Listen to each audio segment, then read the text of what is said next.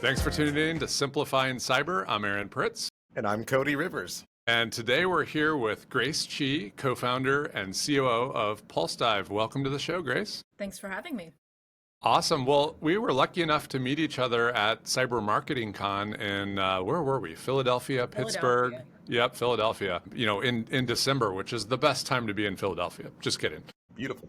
Or not right after the Super Bowl, because that got a little crazy up there. But anyway, we were really excited to talk to you because you're doing so many things for the cybersecurity community and specifically threat intel. But we wanted to focus our topic today on the state of sharing. And sharing is so important within cybersecurity, and what you do at PulseDive obviously opens up a lot of that sharing. But I want to cover people, process, technology sides of sharing and tips for our listeners of how they can get more plugged into the community and, most importantly, share information, receive information, and use it to help reduce the risks that we're all focused on. So let me let you give a little bit of a backstory on yourself, and then we'll dive right into that topic. Yeah, we'll keep it sweet and short. So PulseDive is a vendor in the space. We offer community-driven threat intelligence, and everything we do is focused around creating frictionless threat intelligence solutions for growing teams. So that means whether you're the single IT person that somehow is also responsible for all of security in a small org, or you have an established, large, flourishing budget and group of people and processes, there is something that fits for you. And the focus, our keyword is frictionless, because we think that in security, there's a lot of technology, there's a lot of talent, there's a lot of processes, but it becomes very burdensome in a lot of ways. So personally for me, I came in from a non-security background. I had some experience with security startups before, but as I jumped into the space of threat intelligence, which was not my domain expertise at all, and still today, right, if you ask for specific threat intelligence expertise, I'd pass you to 1,000 people before I'd recommend myself. I work a lot on the business side, but I love the threat intel community so much. And I saw as I was getting in, and there's all these shiny tools and cool, exploits and lots of news about threats. At the end of the day, digging in deeper in my first couple of years with PulseDive, I realized a lot of this was still happening on a very peer-to-peer, one-to-one basis. And so, as you mentioned before, the state of sharing, that ended up driving some of my research, which was completely not vendor driven. It doesn't lead to any deals for me or anyone else I know, about what is happening within the CTI space when it comes to networking. And by networking, not technical networking, and also not networking for a new job or to close a deal or something. Yeah. Networking in terms of, I'm a threat intelligence practitioner or adjacent practitioner. I need to do better for my company and my role. How do I connect with people that way? And so that led to a huge report. And that's one of my passion topics that I do in conjunction related to PulseDive, but really not a direct output of, driving the PulseDive business. Well, that's really cool. So for those that haven't seen that report, give us the high-level synopsis of what you cover and what they, if they go download it now, what can they do with it? Yeah. So these reports are fully ungated. I did 2 years of this because I wanted a quasi-lateral study over time of how there were trends that were changing. But my hypothesis going in was that while this quote-unquote networking, CTI networking phrase was extremely valuable, it was underrepresented and under-acknowledged in the space. So people put a lot of emphasis on what tools you have and, potentially what you've implemented, what your program looks like. A lot of the value that was driven was somebody who's giving you a just-in-time warning because you met them at an event or you connected with them through an ISAC, a sharing group, being able to get you ahead of a threat or just in time for a threat, but that was never really attributed to. So I went in and I said, as I'm observing this field as a little bit of an outsider, how much of this is taking place in these one-to-one DMs or in these trust groups? Let's demystify that for everyone else who says they're interested in CTI, trying to build up a CTI program. Maybe their security manager who doesn't really understand or acknowledge that at all, to have awareness that this is happening and it can be a leverage, strength, and skill versus a liability. Awesome. So, Grace, this is very interesting to me. I think, here in Indiana, myself and Aaron are involved with the ISAC group, but trying to get this started. And we learned of it from the national stage with the Health ISAC, and they do a great job. But to your point earlier, may not have the budget to get there for travel or the cost of membership. So what do you think you're doing like that's kind of new, and give us a kind of some insight of like connecting folks to your point of like if they can't afford to get to an ISAC, or you've got health ISAC and financial ISAC. So how do you kind of take these little different communities and kind of distill them down and open the doors? Yeah, that's a great point. And I'll step back into the research I had done because one of the key points was what channels are people connecting? ISACs and industry formal groups was one. There's social media, which for all its toxic junk, there's also still very much so value there. Reddit is obviously a fan favorite. And then there's also one-to-one and industry events and so forth. So I think there were 7 channels that I looked into, and you can find all this on blog.pulsedive.com if you look for the CTI networking report. And ISACs are really valuable because they are established, they have key membership players, they have funding, they have tooling. The truth of the matter is a lot of the companies out there that need to be plugged into the threat landscape and what's happening don't have the capability. And even if they had the money, right, they might not have the time because they're stretched very thin. And so what we saw in the research was that one-to-one and peer-to-peer relationships, so like unstructured, let's call it free and ungated in terms of who you're affiliated with, were always the most valuable, the most timely, the most actionable intelligence you could get. But outlets like ISACs, outlets like industry events, so a B-Sides conference, which is what, $5 to $50 max, being available and active online on social media within your comfort, those were all feeders to get you connected to the people that could then think about you when they see a piece of a puzzle that might impact you. And so ISACs are really valuable, but they are not one and only. I think they just come up as the first kind of obvious structured component, right, channel that somebody can get involved with. But I also hear a lot of times that it's great that these exist, but they are a gateway for then the practitioners that are member organizations to then talk to each other more directly too, versus just in the formal meetings and the formal settings. Yeah, so that kind of goes to my next question too, which I think is key. One thing we get, you see a lot of threat intel, like vulnerability, topics or tactics from bad actors. One thing that we get from virtually every client and potential client and just kind of colleagues in the industry are benchmark data, and particularly around like NIST assessments, and that we get a lot of, and we have a lot of internal stuff that we've developed because we have our clientele growing and benchmarking for, call it small financial regional bank or something, or a global pharma company under 40,000 employees. But that's one thing I see as a gap right now, is that people are sometimes scared to share or don't have the avenue to share that data. And then also you don't want it to be public because I don't want to say, hey, I'm a 1.5 in recovery or something. So, or recover. So I think, do you see anything like changing there, or any ideas on like how that improves or how we kind of get access? Because benchmarking, I think, is also valid when you're looking to go fight for budget of like, this is where we stand against our peers or our, and that data right now, at least I've not seen yet. Aaron, you could chime in, that we've not seen freely available outside of things we've have ourselves. Yeah, and I think benchmarking, so that leads to some of the challenges that we looked at, and some of the top challenges were legal liability, right? Your legal team does not want you sharing anything you've seen because that can cause all sorts of issues, even if that might have positive benefit of you sharing that data. 2, there's also TLP, right? So can you share something even within a trusted group? Obviously, publicly is not always the best. And then also like fear, like reputation and just competitive advantage, right? Those types of external factors that have these security practitioners being like, I'm not allowed, I want to, I'm not allowed to.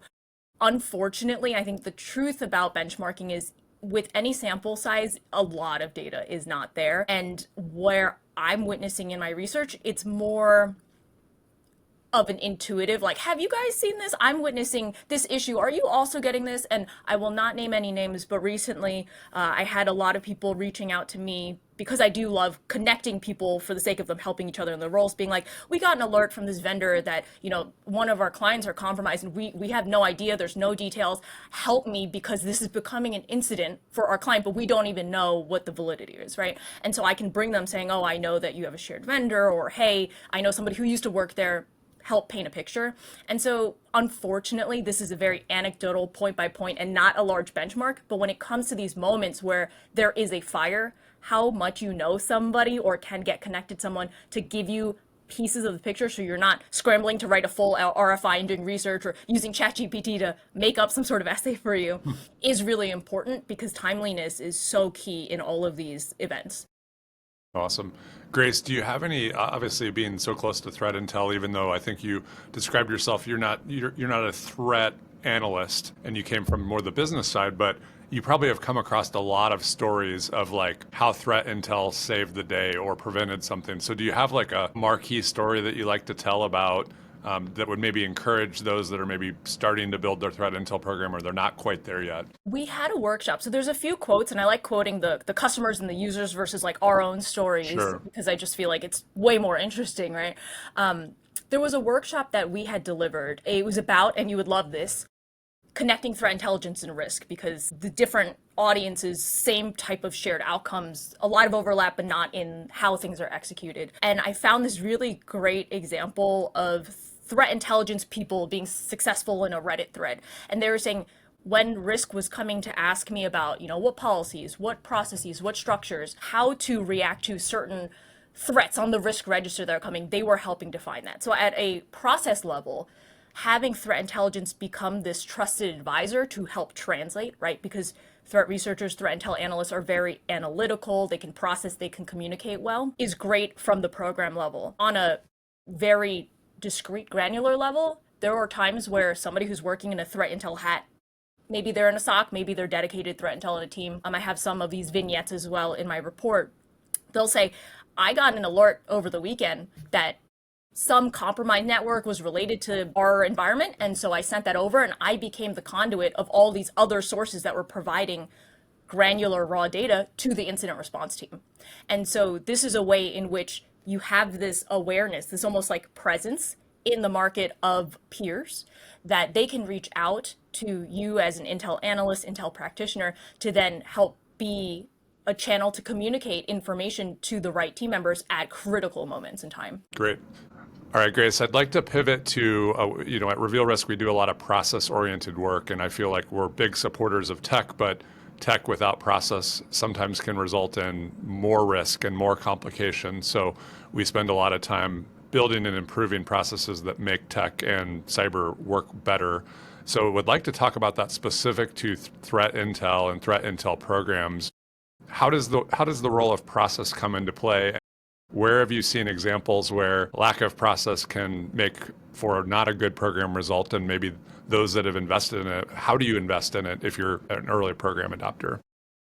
Yeah, with threat intelligence in particular, this was one of the biggest headaches that I witnessed working with our clients and users. As a awful salesperson, sometimes I would say, hey, you don't need the thing that you came to us for. And I ended up writing a blog about this, about tips, so tips for threat intelligence platforms. And it was about building a process around the procurement piece of getting a threat intel platform. One of the biggest mistakes, because let's be honest, products, threat intel, all security products, there's a lot of noise, a lot of new adjectives, a lot of new abbreviations that can be very confusing for customers. Sometimes it leads to somebody maybe outside of the organization or program itself demanding that, you get a new tool, or saying, hey, we need this. Or sometimes it goes bottom up where somebody says we need it, but then at the point of successful implementation, it's not resourced properly, right, to succeed. And so I had kind of 3 key tips, and one was building requirements. Threat intel folks are very good at requirements overall, but not always necessarily in procuring a technology like a platform for themselves. And so we talk about and we introduce like what a Moscow method is, and that the must have, nice to have, right, will not have type of tiering, as well as applying that to like the NIST cybersecurity framework, depending on how deep you want to go, and then assigning a point person. It is unbelievable how often people are like, let's buy a platform, and then we just like turn it on and then we're going to walk away. And Yeah.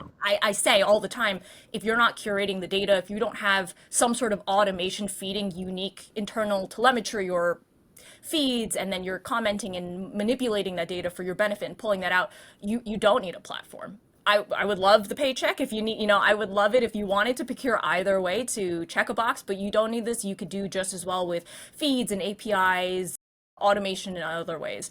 And so what we hear a lot is that process-wise, they're not actually thinking about, one, the requirements of what does it need to do day 1, day 30, day 60 versus shiny bells and whistles of what it could do in the future for undisclosed price point. And then 2, do you have an engineer who's building the integrations? Do you have an analyst who's going in? Is it not just supporting a POC, but also supporting the maintenance of this product over time. Which sounds so obvious, but it is something that I constantly am reminding and pushing our clients who are in the procurement cycle to think about and to really address early on. And then the last piece I had was confronting pricing very early and often. And there's no vendor bashing. It can be very confusing, but when you go in thinking positively or not fully understanding pricing models, scaling models, what integrations or what seats will cause more pricing, that can cause a lot of pain on both sides and end up being churn for, unfortunately, for both sides as well 1 year later during renewal. Yeah.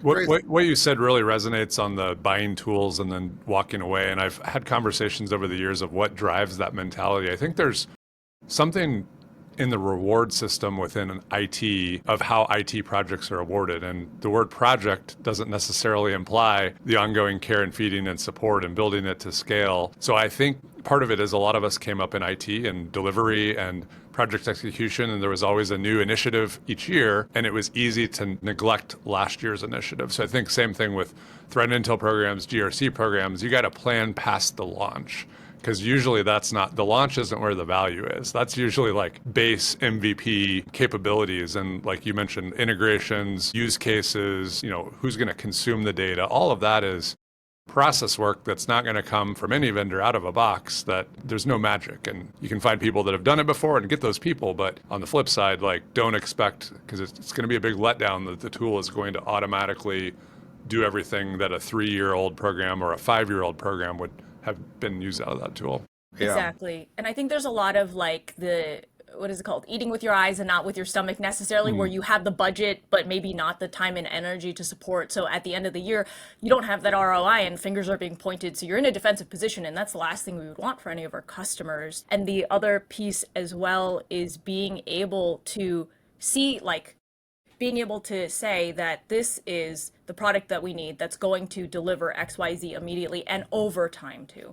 So it is a big sticking point. It is something we repeat to our customers over time, and we almost challenge them in some ways. Like, can you answer these questions? Do you have a requirements sheet that you're allowed to share with us that's like, crossed out so we can tell you what we can and cannot do right now in terms of your use case? And if you don't have a use case, once again, I will help them as much as I can, but there's no vendor. And if there's a vendor giving you these answers, they're just giving you the answers that they are going to score 100 on.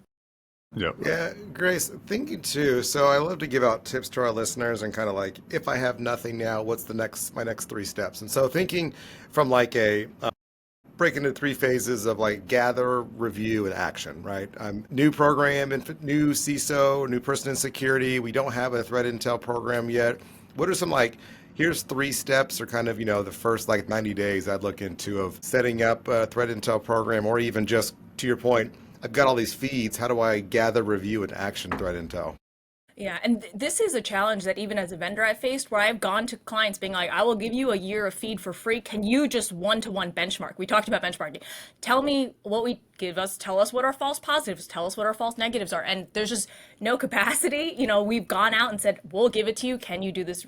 Can you help us with this research? And the answers have still been very anecdotal, right? Piece by piece. We got some feedback. It helped us improve our algorithms and our processes, but it was never at that top level that we'd hope for, that academic level of research. But I would say if you have a security environment and you're considering threat intelligence, call me old fashioned, but I'm like, where are your current pain points right now? Where are you wasting too much time? Where do you need capabilities that a single resource that you have could peel off some hours, or there is talent in your team that is interested, right? Being able to nurture a SOC analyst or, detection analyst or somebody, malware reverse engineer who likes intelligence, to then think about it from that level and then do research and context and look at what the capabilities are is really important, versus thinking, well, we first need the tool and then all these crazy commercial feeds, and then we need to join an ISAC all at the same time, because you won't have the structures to support it underneath to get your ROI, which is the most important thing, right? The ROI that then reduces your risk. Yeah, so I think of from like if I'm thinking of like strategic, operational, and tactical, kind of like those different tiers. At the tactical level, yeah, we see an increase in Citrix vulnerabilities or RDP in manufacturing, or some like legacy tech or OT stuff. And then I think at like strategic level of like the same threat intel to 2 different people, yields two different outcomes. And so how do you kind of delineate what goes to my tech tactical team for the firefighting, and then what goes to my executives for additional budget or capacity planning and those kind of things. And I think that's where I think a lot of our, at least some of our clientele have struggled of like, they get a feed from their MDR provider or, or maybe they've got Recorded Future or one of those type of services. But then it's like, I don't know how to change the narrative and push it to the right person to then warrant action. I think to your point earlier, that's kind of where it's hard to then, at the end of the year, assign an ROI to it. Did we get value from it? Did we just not use it? Do we need to action it better? And I think that's a lot of our findings we see in our NIST assessments with clients is like, I've got threat intel, but I need to action it better, but I don't know how to action it better. Right. And the most granular is like, we need threat intel, and then they get an abuse.ch feed and they're like, okay, we have threat intel now, right? Like, and that's fine. That's a starting point. It is a decent high fidelity open source feed.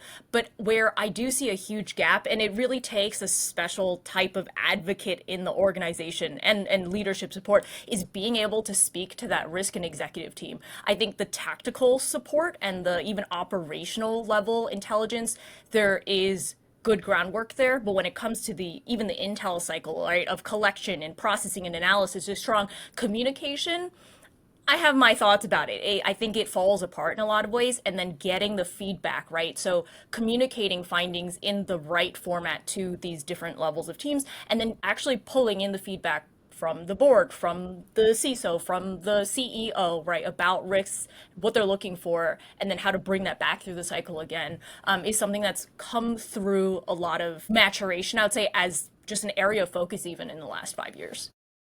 Yeah, I loved it. I'm going to ask you a question about do's and don'ts as you're building a threat intel program. And I mean, we talk about sharing and benchmarking, but if I can help a client, or when I was on the corporate side, if I could talk to somebody at an ISAC that has done something that I'm about to do, and they have like, tell me your pitfalls. What would you do again differently? Or tell me what worked. Give me your thoughts on building a threat intel program and the do's and don'ts for someone just getting started. That's a tough one. And I don't want to be the security person that says it depends on what you have, but obviously it's true, right? It depends on who's on your team, what kind of buy-in you have from leadership, what kind of support you have, right, within your existing talent and technology stack. But I would say the one big miss that I see is like industry level and peer level research. I think what we hear in the news cycle is, oh my God, ransomware, why? Oh, there's a war in Ukraine. And then everyone and all the leadership is like, tell me about this, when it may or may not even be relevant. So Scott Small over at Tidal Intelligence, and I think Simone over at Orange Cyber Defense also delivered a workshop about how to do like threat profiling for your organization in a realistic way versus drowning in spreadsheets with data that you're just making up, right? So being able to look at what your threat profile looks like, as light as you have it, but definitely creating that kind of dossier for yourself is important. The other piece of don'ts is don't just try to configure every feed. It's going to be noisy. It's going to cause a lot of headache. It may cost a lot of money that your leadership isn't really going to understand the quality of. So it's much more of a be selective and implement over time, so you can actually begin to see what feeds are providing valuable enrichment for you, what types of data, what type of IOCs are important, as well as like what types of potential like tooling or commercial vendors you're purchasing from that have the capabilities that you need in smaller batches. Because we do know that there are teams that are like, oh, we have an open source platform like a MISPR and OpenCA, just add everything. And then they're spending their time culling or just drowning in alerts, not really thinking at that strategic level of what is providing value. And then of course, selfishly, I'm going to say getting engaged in the network, whether that's a trust group, whether that's just people that you've known over time that are working on similar projects or that can offer you insight into new tools and new techniques that are helpful to keep you on track of your news and just be able to think about you. That has compounding value over time as well, even though it does take time and effort, right, from day one to build up. That's awesome. I'm curious your thoughts on threat modeling and what program CTI teams or cyber teams in general should be doing with threat modeling. And when I was a Six Sigma black belt on the corporate side, we had a tool called FMEA, failure mode and effects analysis. And it was kind of very similar. That was for analyzing a process and anticipating what could go wrong. But threat modeling and then kind of using intel to validate or to focus you in, I think is super powerful. Give me your thoughts on that. And is threat modeling something you advocate for?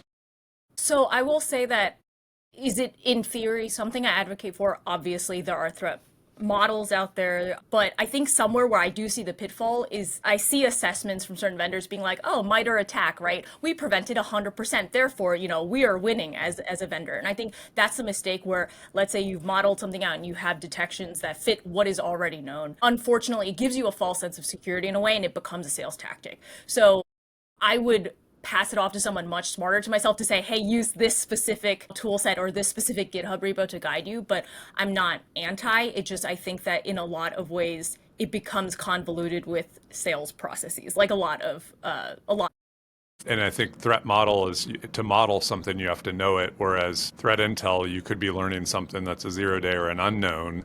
So I think maybe there's a place for it, but not being overly complacent that, hey, we've modeled our threats, so we're good. Or whether it's a corporate practitioner saying that or thinking that, or if it's a vendor trying to claim turf in their sales pitch. Yeah.